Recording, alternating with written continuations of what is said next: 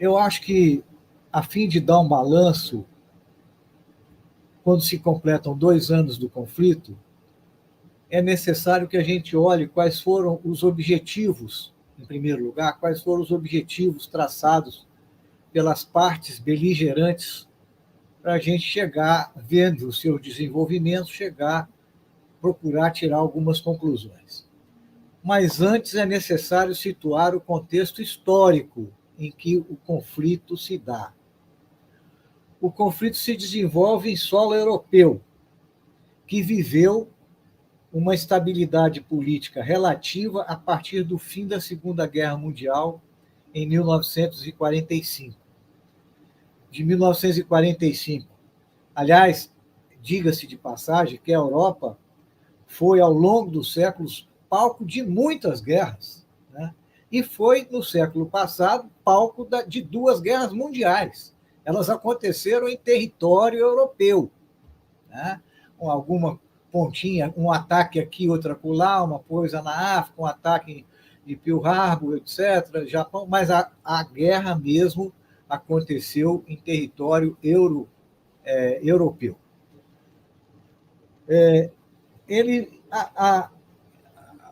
A Europa, então, viveu um período de relativa estabilidade a partir de 1945 até 1991. 1991, a União Soviética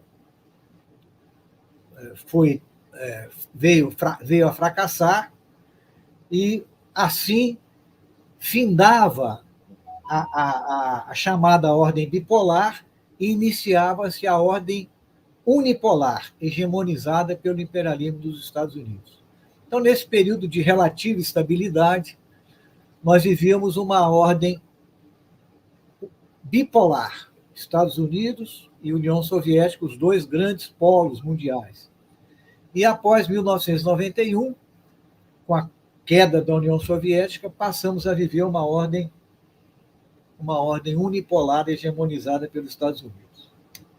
Naquela ocasião, ou seja, em 1991, se deu um processo conflituoso de divisão dos países e de um controle do Ocidente sobre o leste europeu, de reunificação do mercado mundial único. Nós, então, tínhamos 2 mercados,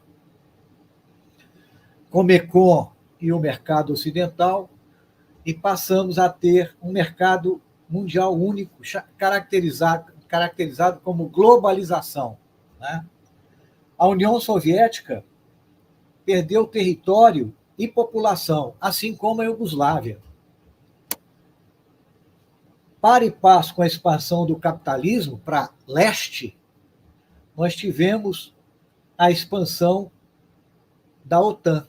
Para e passo.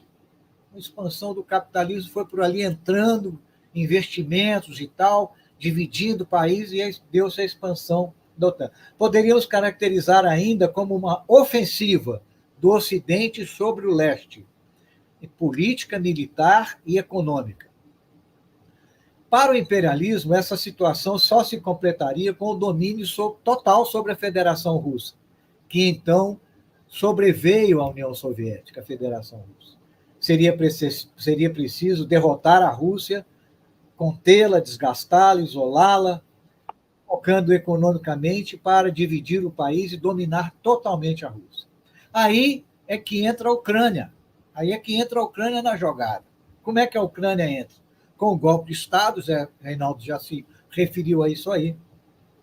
Mais tarde, com a eleição de Zelensky, o regime assume, isso é importante, uma característica, uma feição antirrussa e neonazista.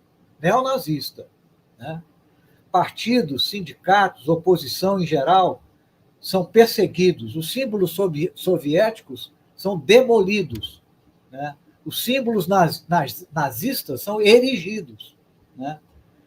Surgem os batalhões paramilitares, batalhões especiais, como tipo o batalhão de Azov. Né? E a língua russa é proibida. Né? E coloca-se na Constituição do país a intenção a decisão de aderir à OTAN, na Constituição. Gradualmente, a princípio, e depois aos saltos, essa situação desfavorável, né, aquela situação da Europa que eu descrevia, começou a mudar. Isso acontecia antes do conflito também. A Rússia se recuperou economicamente e desenvolvia relações muito volumosas comerciais com a Europa. Por volta de 2017, seu complexo industrial e militar já estava recomposto e a Rússia passou a dominar a tecnologia dos mísseis hipersônicos. De forma que, ao lado dos enormes avanços econômicos e tecnológicos da China, em torno de 2020 para 2021, a transição de um mundo unipolar, ao qual nós nos referimos, para um mundo multipolar já havia se dado. O mundo multipolar já havia nascido, dava os seus primeiros passos. O reconhecimento dessa situação se deu 20 dias antes da deflagração do conflito, num comunicado histórico, documento histórico, que é o comunicado conjunto da China e da Rússia, de 4 de fevereiro de 2022. Lá elas se reconhecem como potências, né, e falam que a situação atual é marcada por fenômenos, o primeiro dos quais é a multipolaridade. Está lá na declaração. Concretamente, o objetivo, então, do Ocidente coletivo, Estados Unidos à cabeça, para atingir os objetivos, deveria conter a Rússia, derrotar a Rússia, seriam necessárias duas coisas, né? Fortalecer e ampliar a OTAN e derrotar o povo do Donbás, porque o Donbás, como o Zé Reinaldo falou, ele se interpõe entre a Rússia e o Ocidente, entre a Rússia e a Ucrânia, e fica exatamente na fronteira, né? Um povo de língua e etnia russas, cujas repúblicas são fronteiriças à Rússia. Esses objetivos foram traçados com base na avaliação de que a Rússia jamais suportaria o esforço,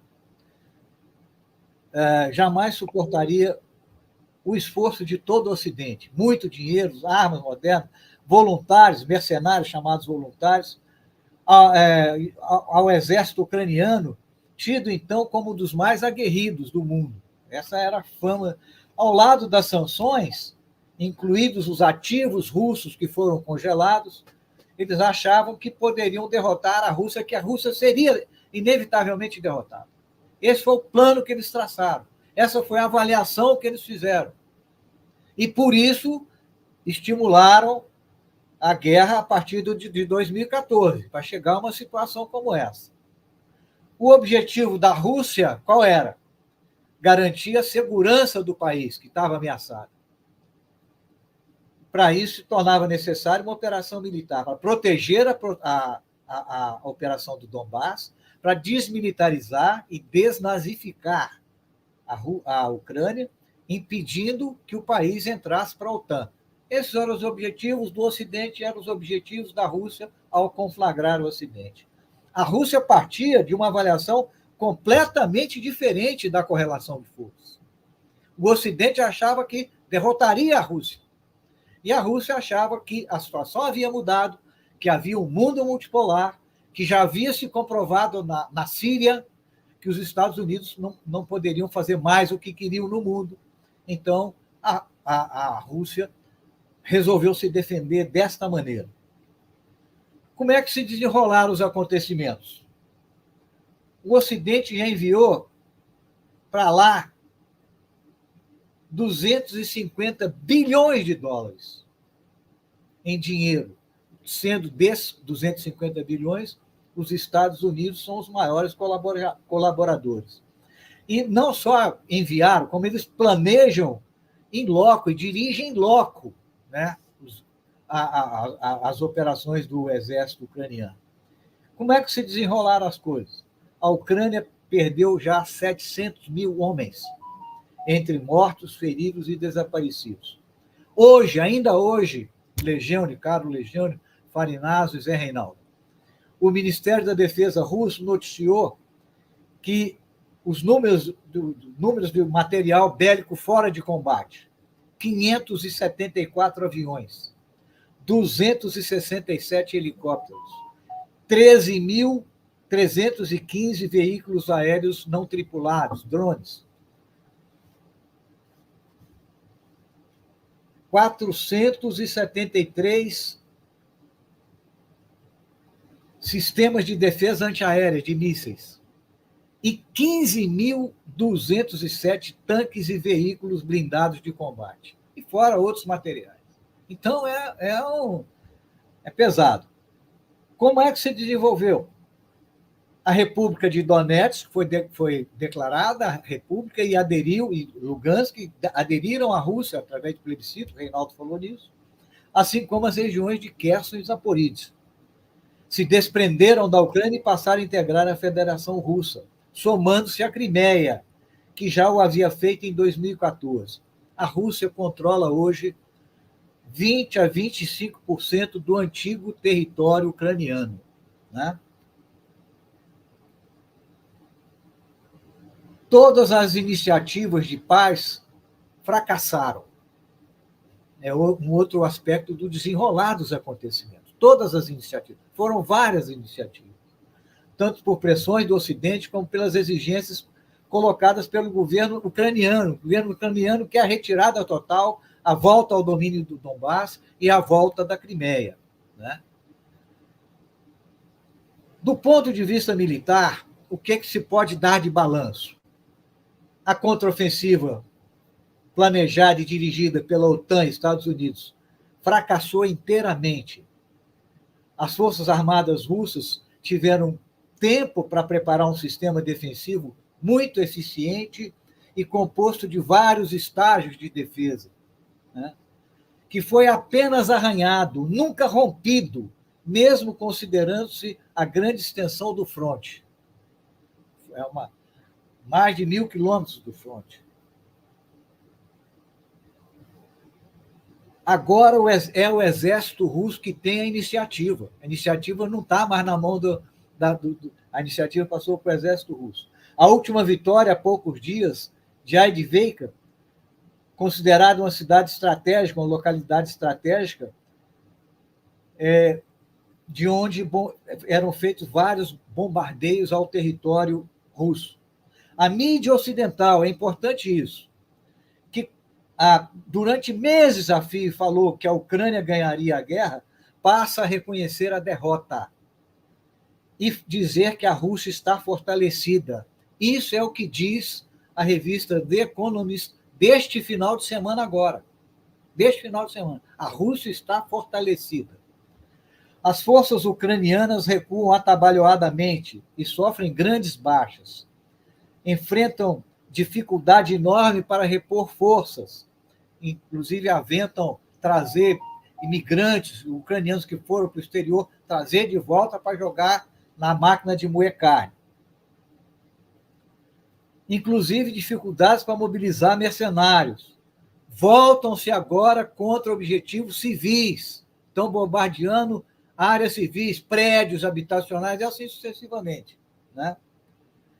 Depositam esperanças ainda no envio dos F-16, que não se sabe quando chegarão. Cresce a falta de unidade no comando ucraniano. Tivemos a mudança recente do comandante das tropas. É cada dia mais difícil o Ocidente manter o apoio tal como vinha fazendo.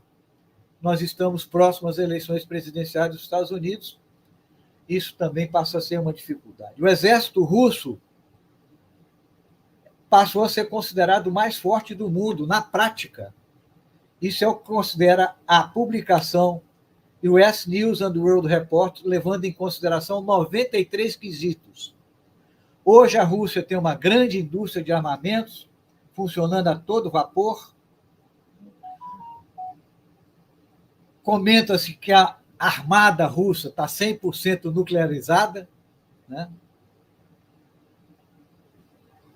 A Rússia dizem também que está preparada para neutralizar satélites, Era bom que o comandante nos desse uma luz sobre esses assuntos.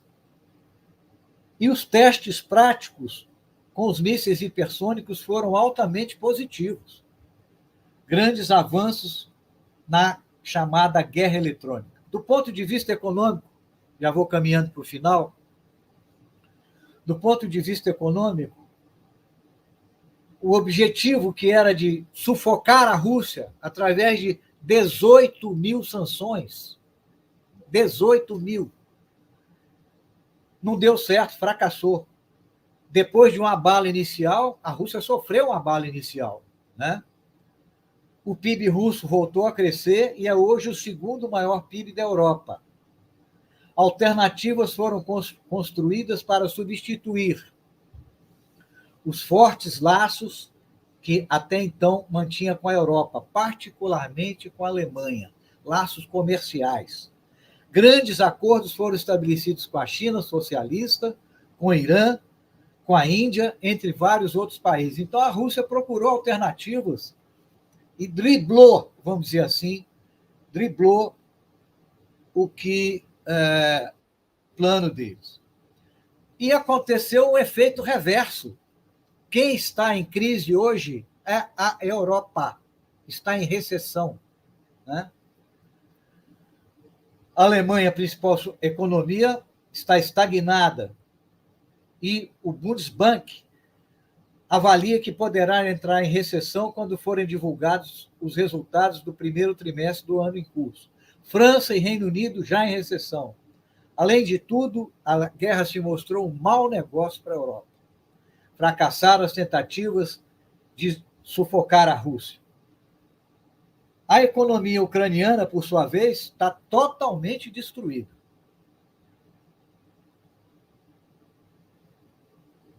Do ponto de vista geopolítico, fica patente que o conflito ucraniano reflete grandes disputas geopolíticas.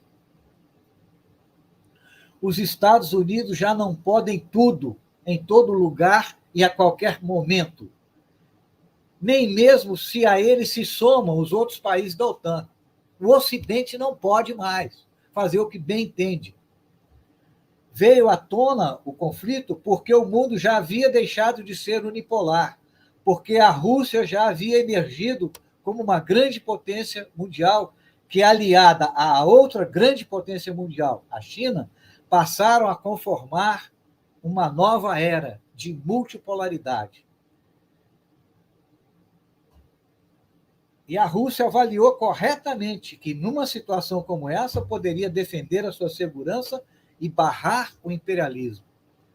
O desenrolar do conflito, com a inequívoca vitória russa, representa um passo a mais na construção desse mundo multipolar. Perspectivas de paz. Apesar das declarações dos governos dos Estados Unidos, de vários países europeus, de que a guerra deve continuar, eu penso que a paz está mais próxima e não mais longe. É a minha avaliação. Posso estar errado. Por que isso? Porque você está mais perto, que é um sentimento do povo, do povos de todo mundo, inclusive do povo russo, né? Porque você está mais perto de pôr um fim a esse governo neonazista de Zelensky, né? Você está mais perto de derrotar toda essa perspectiva, de afastar o perigo da OTAN, da Ucrânia passar a integrar os quadros, vamos dizer assim, os quadros da OTAN, né? Então, pela a vitória russa, ela aproxima as condições, cria melhores condições para a paz, né? Na medida em que uma Ucrânia desmilitarizada, desnazificada, né, sem OTAN, são as condições requisitadas, são requisitos para que se possa construir a paz naquela região, tão almejada por todo mundo. Era isso. Muito obrigado.